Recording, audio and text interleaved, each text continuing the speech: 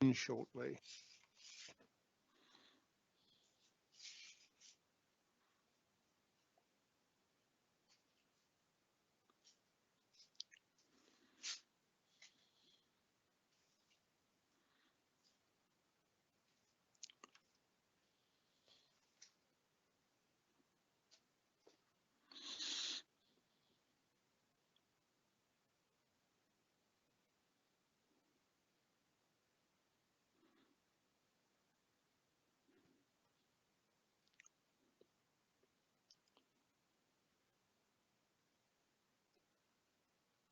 Welcome to the webinar.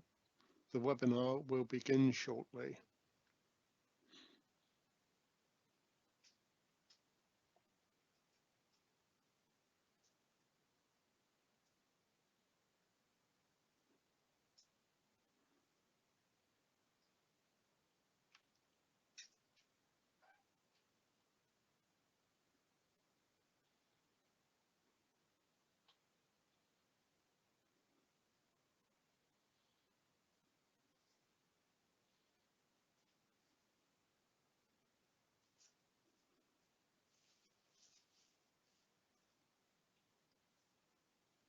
Welcome to the webinar.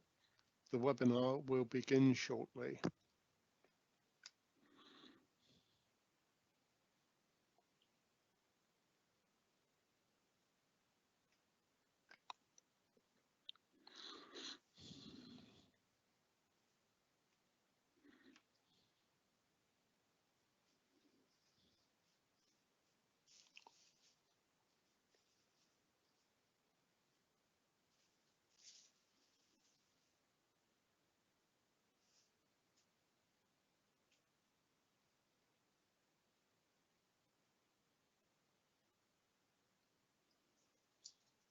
Welcome to the webinar.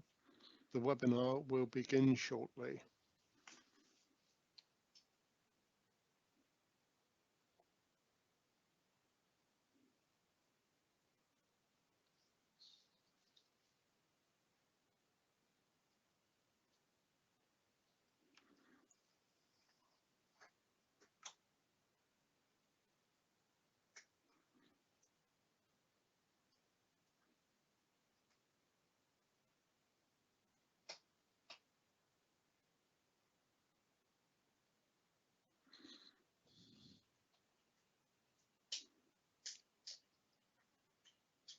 Welcome to the webinar.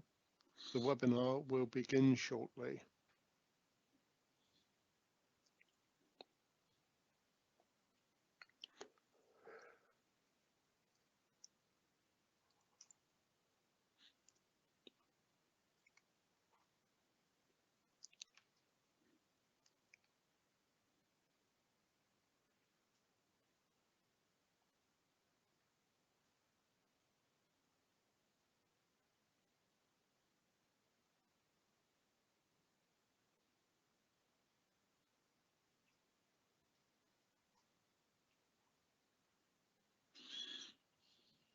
Welcome to the webinar. The webinar will begin shortly.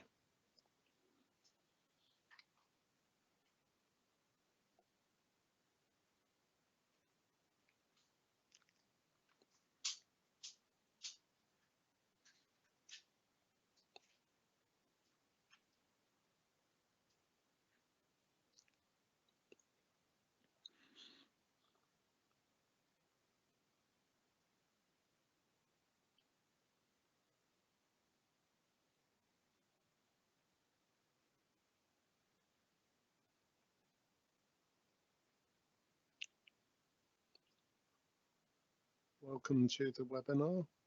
The webinar will begin shortly.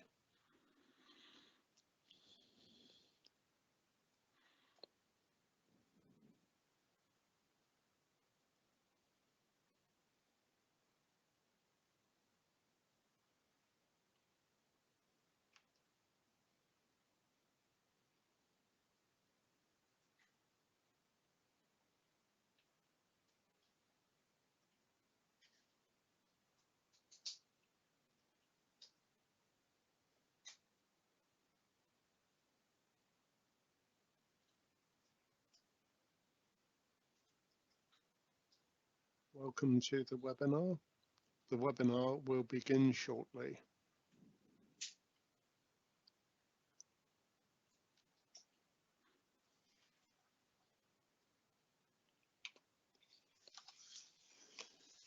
Hello everyone, and welcome to the webinar.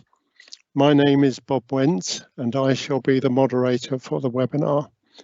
The webinar is entitled Optimised Specifications and Standard Designs for Enhanced Capital Delivery, and it will be presented by Andrew Bayton of Dwr Cymru, Welsh Water.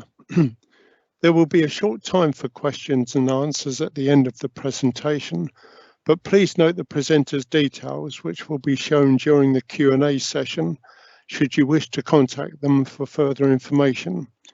Also, during the webinar, please post your questions using the Q&A buttons in Teams. And at the end of the webinar, I'll put up a slide showing the following 2 webinars that you might be interested in. Well, thanks very much indeed, everyone. And I'd now like to hand over to Andrew. Thanks, Bob. I'll just try and share my screen with the presentation with everyone. So if you bear with me, this is the last time that we'll have any problems with IT before we start sharing. So hopefully it all goes well.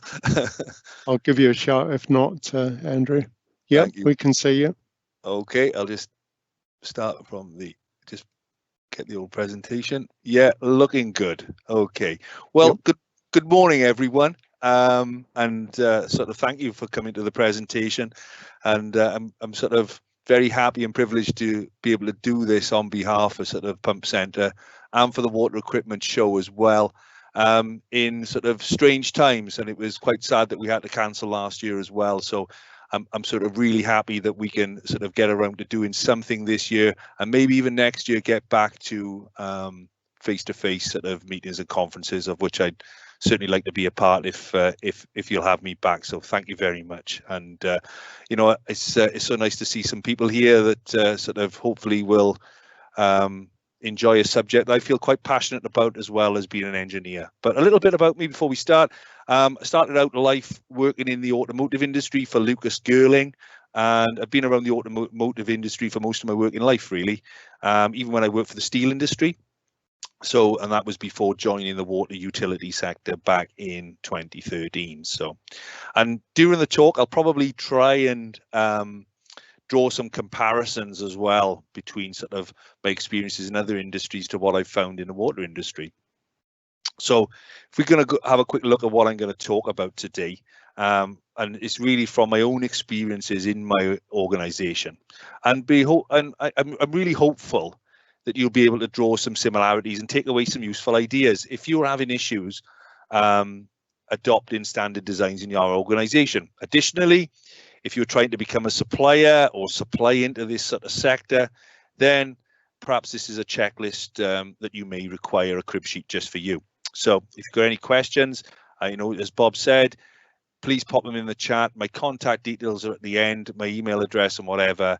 You know, please do feel free to get in touch if you sort of, you know, want to discuss anything further.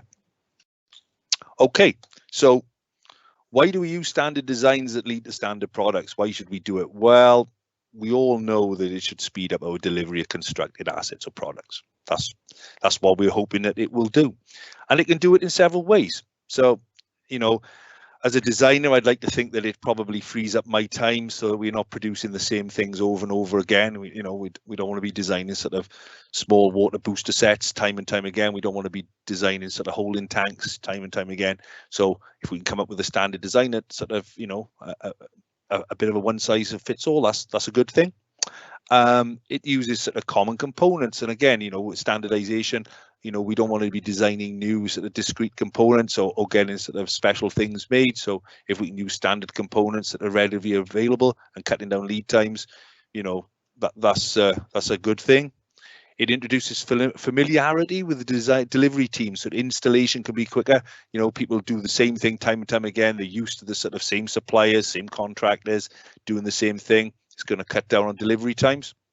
And maintenance is easier. I think that's very important because we all have customers. I work for a water utility, but I have customers inside that water utility that are expecting a good quality service from myself and my team. And I think this is really important, and I'll try and touch on this a little bit more throughout the presentation. Stakeholders get involved in designing the first one, so there's ownership. So in the perfect world, you get sort of all your stakeholders from your sort of assets teams, your operation and maintenance teams, and they all come together and sort of have an input into that. If you can come up with a standard HAZOps or HAZCOM or sort of that sort of thing as well, or access lifting and maintenance procedures right at the start, then they feel involved and they get some ownership. And of course, usable value gets added and the costs are kept as low as possible. So, we all have to keep an eye on the cost side of things, and if we can keep them as low as possible, then to make sure that we get the right added value in there. Okay, so if we're going to use standard designs and turn them into standard products across organizations, why are we not in a standardized, uniform, stable world of delivering capital projects on time, under budget, using a suite of standard products? Well, there's a multitude of reasons, but the ones I've sort of commonly found out is program foresight is sort of one of those ones that's up there. We don't really know what's coming now. Things are organized in AMPs a little bit, but do we know what's around the corner? So it's very difficult to be able to do that. So if we do get into sort of getting lots of these things that we need, then we need a bit of foresight. Specifications compliance. Now, sort of up until very recently, I headed up the standards team for the business, and it was very difficult to take a standard product in terms of and sort of make it fit to our technical standards. That was quite difficult on the face of it. There needed to be challenges along the way, but sometimes that didn't happen. So, okay, next thing is new and emerging technology. Some things get changed, some things are brought out onto the market, and historically, there's been a slow uptake of that. Again, cost management. Are things going to run away? Do we get a sort of a platinum product where we perhaps don't need that? That's something to consider. And then finally, testing and applications engineering.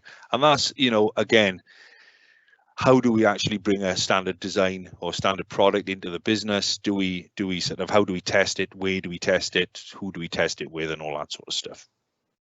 Okay, so most people in this sort of sector, they work in maintenance periods or AMPs, okay? And this is sometimes changes during the typical 5-year cycle, okay? Now, if you sort of look at that, and so what was once the strategy at the start certainly isn't the same at the end. In order for something to be considered as a standard, then we need stability, and this means a stable strategy and program. Sometimes this is easier said than done, and in my own organization, sort of, I've seen that. For example, prior to the dry weather that the country had in 2018, nobody wanted a containerized sort of potable water pumping station that they could deploy very quickly. Well, guess what? Sort of after August 2018, the business decided that it had a need for them. So of course, necessity was being the mother of all invention there as well. So we have a requirement for that sort of thing.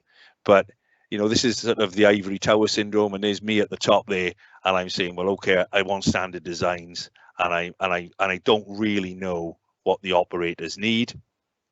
So, well, that's okay. I don't know, but what do I think they need? And then, of course, then I've got the designers, I've got the equipment suppliers. Well, what do they want? But there's me in my ivory tower saying, well, what do you think I want? So it's just a light-hearted look a little bit at sort of sometimes where we see ourselves in terms of sort of standard products and standard designs. Okay.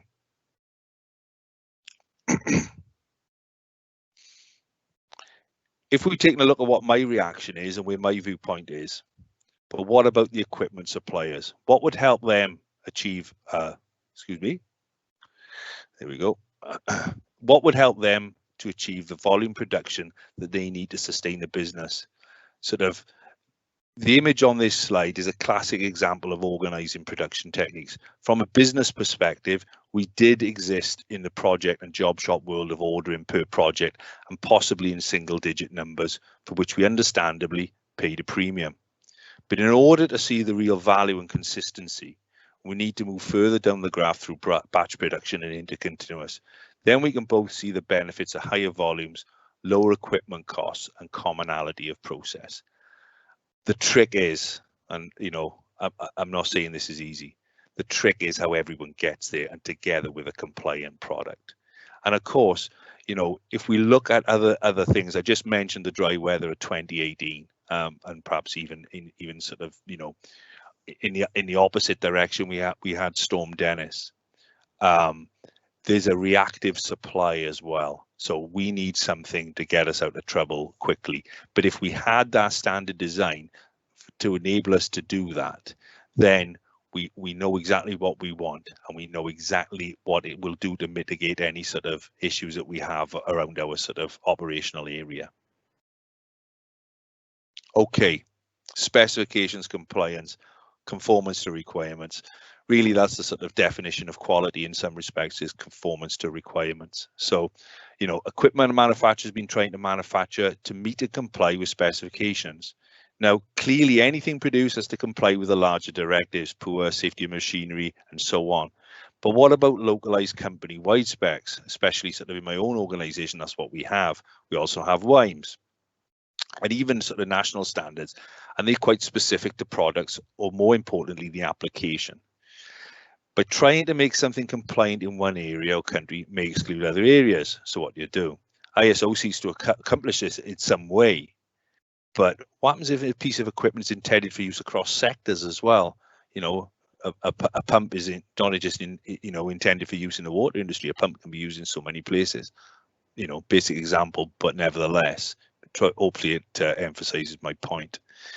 Trying to tie this all together and seek approval from an individual or a business that are quite risk averse is inherently difficult, and possibly, I would argue, necessarily so, especially with sort of products that need to be in contact with potable water. Okay, new and emerging technology. So I'll just talk through the graph a little bit that you can see in the presentation. And this is a sort of a vehicle weight chart. So I'm coming back to sort of my experience in the automotive industry a little bit. And I'll just sort of, I think C segment vehicles in terms of VW, that would be a Golf. So if you look at in 1970, the sort of the Golf was weighing in total about 750 kilos. If we sort of move up the chart a bit, we're getting upwards of sort of, I don't know, about a ton, I say. So what has happened? What is the increase in weight? Well, does the car still get you from A to B? Yes, it does. Does it get you there in comfort? Yes, it does. It probably gets you there in more comfort now, and that's the point that I'm going to try and make with this, is that vehicles have got heavier, and they've got heavier literally, not because of the amount of steel that's in them or aluminium that's in them, but the amount of sort of equipment that is now fitted into the vehicles. Everybody wants aircon, everybody wants powered seats, everybody wants a much larger sound systems with many speakers and all that sort of wonderful stuff that sort of make our sort of driving experience a lot more pleasant, a lot more comfortable, and a lot safer as well. Airbags, to name but one. But nevertheless, that vehicle has increased in weight significantly. Yet there's still targets in terms of sort of fuel emissions and efficiency and that sort of thing that have to be sort of met, and there's nothing that they can do about that. That's the sort of the standards and specs that have to be done. But nevertheless, the vehicles have got it considerably heavier. So it could be questioned that sort of in an industry which is quite resistant to change, and I would say perhaps the water industry is like that, then the adoption of new equipment with the latest technology could be met with a considerable amount of skepticism. Also, it could be questioned as to why the new technology, and with it increased functionality, is actually required. And of course, then, because of that, perhaps if you are bringing in a new piece of equipment and technology, then, does it interface with existing equipment? Does it interface with existing systems? Are you driven to make that change? Are we making this product obsolete? We need to adopt this new one then. Well, we don't want to do it just yet. So that's something to consider. Okay, product functionality as well. So Again, one of the issues we've counted is product functionality. Our experience has shown that sometimes standard products get loaded with loads and loads of options that we don't necessarily need, or we think that we need them, and when we get told about them. For example, if I draw an analogy from the automotive industry, you know, several years ago, in fact, all the way back in 2001, Renault started advertising that the Laguna car met the Euro NCAP 5-star rating for crash performance. It was a major part of their advertising campaign. I didn't even know that I wanted a vehicle with a 5-star crash performance rating until they told me I did. Inevitably, sales increased. But again, other manufacturers joined in to ensure that their vehicle met this rating too. Clearly, again, this option in the case of Renault was a good thing. Who wouldn't want a safer car? But were the cars without 5-star rated unsafe? Possibly not. In fact, they were safe. And in the majority of accidents, they would ensure that the occupants walked away unhurt.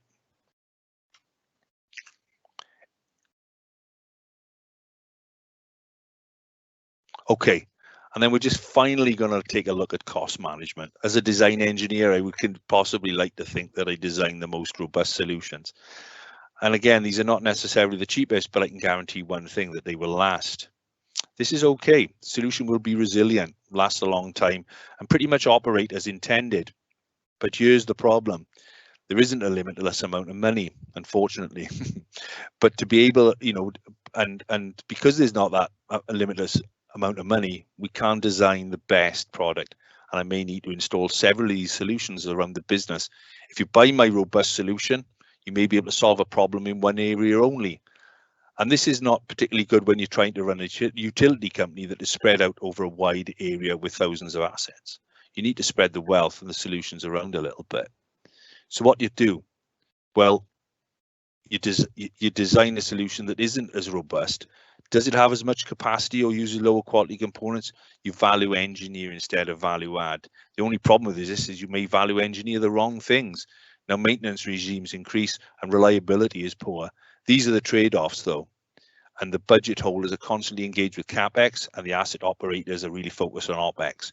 How do you strike the balance between the two? To reinforce this, I think, you know, the operations team don't want to spend too much money on sort of maintenance. You know, they will keep it as lean as possible. Also, special training required. For example, do we use a smaller PLC that's perhaps not one of the mainstream manufacturers, or do we use a sort of small smart relay? Do we stick with our framework supplier or accept any manufacturer? If you do accept any manufacturer for your standard products, then are you in danger of having to train your operations team on the differences of, say, every PLC system? Therefore, lots of issues. And, you know, we've encountered pretty much all of them in the business where I work, and I'm sure that you'd agree that trying to resolve many of them is no easy task. So hopefully, this is where I'm going to go through the methodology and give you some examples. Okay, so the first thing we need to do is look at sort of program visibility, and we look at defining the program, and we do this in a number of ways. We use sub-programs and sub-program levels to sort of batch different sort of construction projects or schemes in one particular area.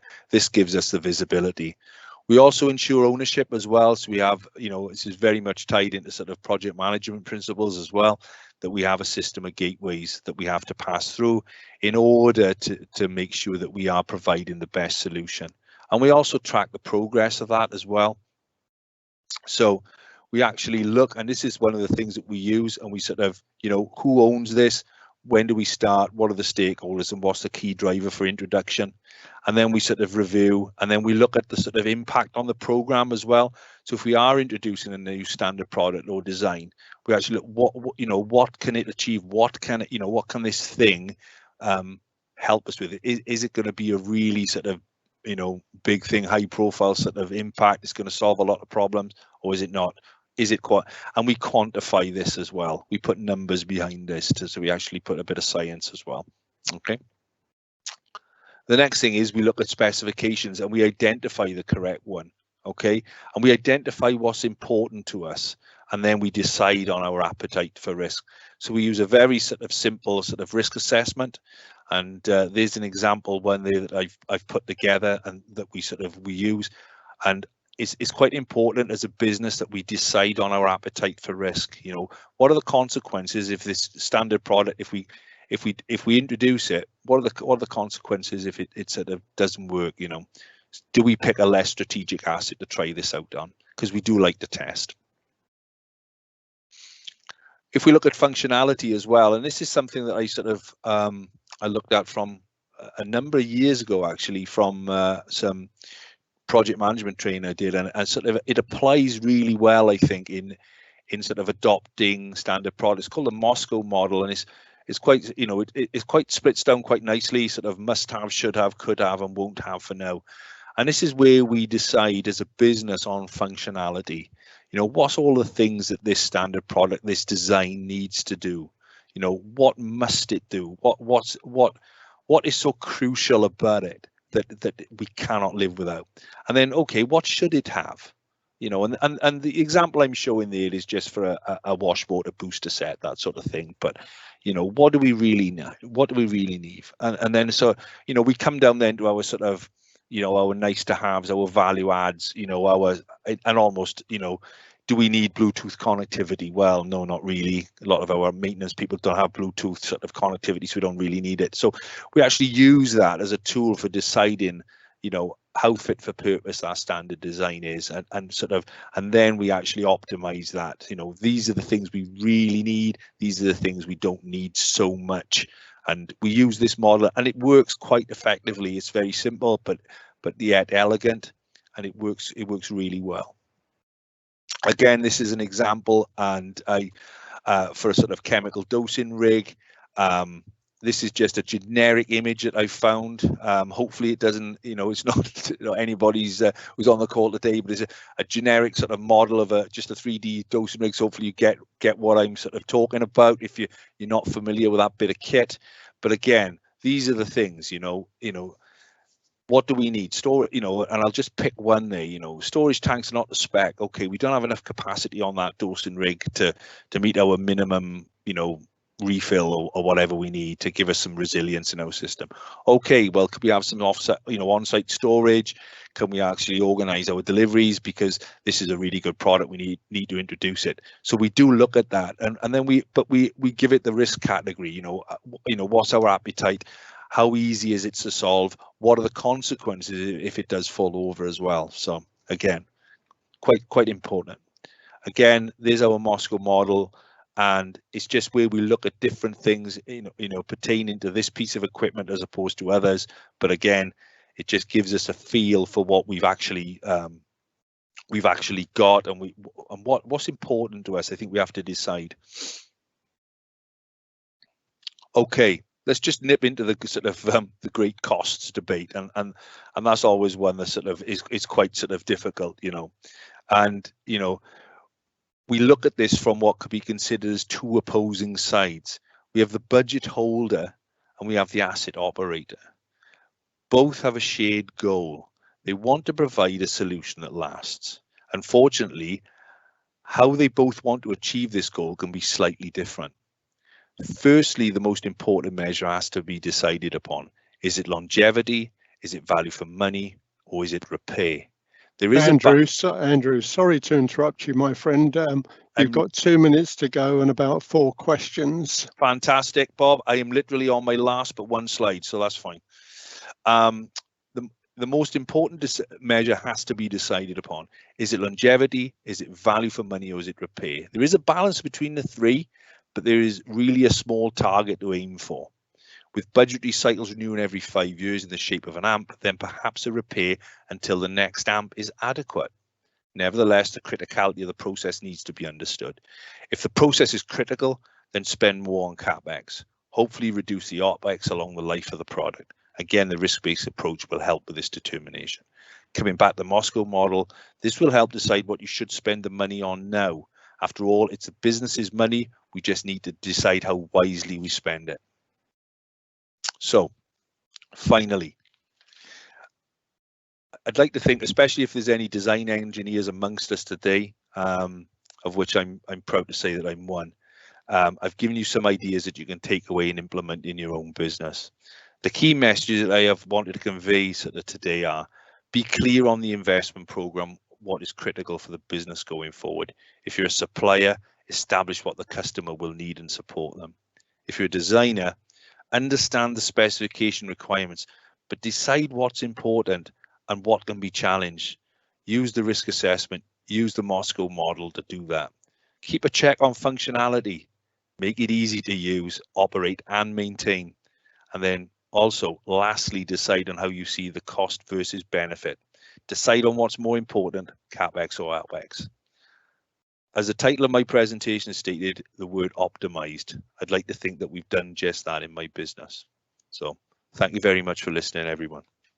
Thanks very much indeed, Andrew. Sorry to break in there, but we've got about 4 questions, Andrew. So if I put them to you quickly, if we can get through them, but if not, if anybody doesn't have their question answered, please feel free to contact Andrew directly at the details you see on the screen. The first question, Andrew, is from Gavin McCart, and Gavin says, have Welsh Water tried to plug the gap whilst developing standard designs, i.e. a library of good examples, reference or proven designs to base on and help work towards a standard design? The answer is yes, Bob, and I'd like to sort of use the example of wastewater application actually in sludge pumping. We were doing a lot of primary settlement work and sort of inlet work towards the start of the AMP, and what I was seeing, not just from our in-house design teams, but also from our alliance partners, were good designs coming through for sort of sludge pumping. So a really nice sort of pair of PC pumps, duty standby, concrete slab, good pipe work design, really good for access lifting and maintenance, the right sort of level of safety switches and so on. But that wasn't incorporated. So again, because we have our alliance partners in the same building and coming on to the collaborative approach that we've employed in the last AMP with our alliance partners, like, this is great, guys. You know what I mean? I'm really liking the design. Let's adopt that design as a business, and you know, we'll run a HAZOPS on it, and we'll sort of get our Welsh Water borders on it and whatever. So we'll adopt it as a standard. But in fairness, our alliance partners did the legwork on this and did the heavy lifting, because they did all the upfront design as well, using their experience from other contracts as well. So they brought a lot of experience with us, and we ended up with a design that didn't take a lot of sort of implementing as a standard design, standard product. It also allowed us to sort of, you know, you can pick and choose your pump supplier as well. So it allows the sort of competition between pump suppliers. You know, it's not as sort of tied down as that, but it just, you know, we relied on our alliance partners, and we saw that. So it stopped us from developing a product ourselves, Gavin, if that answers your question. If not, I know you've got my contact details, so you can give me a call. So. Okay, thanks very much indeed for that, Andrew. I think we've just got time to squeeze in one more question now, so if we can do that very briefly. But all I would say, Bob, all I would say is the other 2 people, if they want to email me, I will with their contact details, I'll give them a call in the next couple of days to chat to them or something. Lovely. Yeah. Thank you. Yeah. Last and by no means least then, do you find the Moscow model is restrictive in that if it is not an absolute requirement, a supplier is unlikely to deliver it? No, I don't think anything is off the table. The Moscow model should be used for us to decide. The biggest barrier I find is specs compliance, and if a product isn't sort of, you know, almost like a tick box exercise, you know, going down our internal specs and go, right, comply, don't comply, oh, it's off the table. No, I think we have a responsibility as a business to evaluate why a standard product or standard design or a piece of equipment doesn't comply, and then decide, well, does the spec need changing? Do we need to relax it? You know, we need to take a bit more of a robust view of that and not be so risk averse, I would say. So I wouldn't say it sort of, you know, stops anybody from supplying anything, but it should focus people on deciding what's important. Okay, well, thanks very much indeed for that, Andrew. And I'm sorry that we didn't have time to address all the questions, but as Andrew says, please do get in Please. touch with Andrew, and I know him well enough. He will be very happy to come back to you and talk to you about any questions that you couldn't get answered. So thanks again, Andrew, for the presentation. Thank you very much. And thank you all for attending. In the next moment or two, I'm going to put up a slide showing the next 2 sessions that are following, and I hope that you can make them. But otherwise, thanks very much indeed, everyone, and goodbye for now. Thank you.